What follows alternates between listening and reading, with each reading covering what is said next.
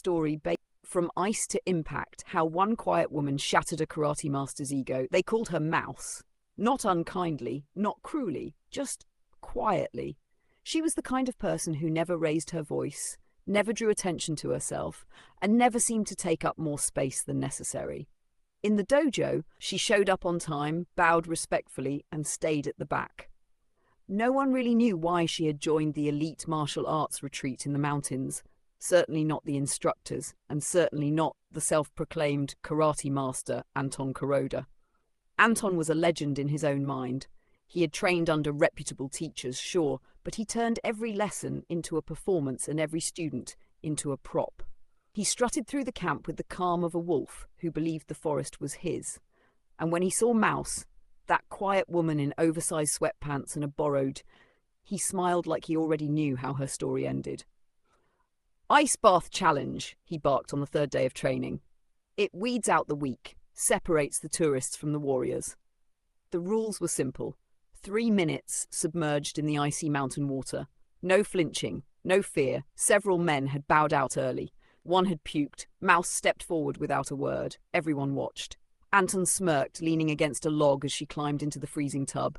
Her frame was slim, shoulders slightly hunched. She looked more librarian than lethal. The second her body hit the water, gasps spread across the crowd. The temperature was punishing. One woman the day before had screamed herself out of it in 30 seconds, but Mouse breathed. Slowly, deeply, calmly. 1 minute passed, then 2. By minute 3, her breath had slowed to the rhythm of still wind.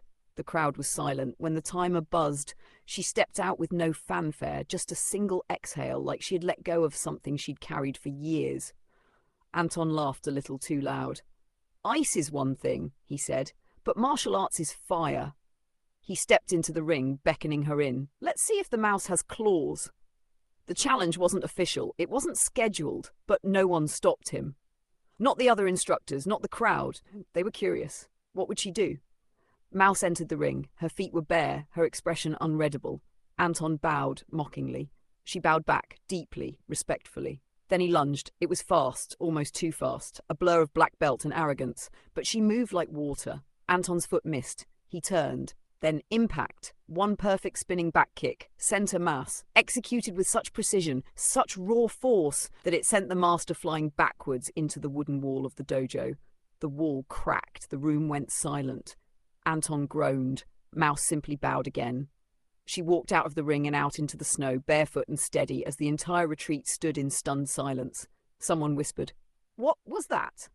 Another voice replied, almost reverently, "That was control. That was power. That was Mouse." She never raised her voice. She never asked for praise. But from that day on, no one ever called her Mouse again. They called her Sensei. Would you like this adapted into a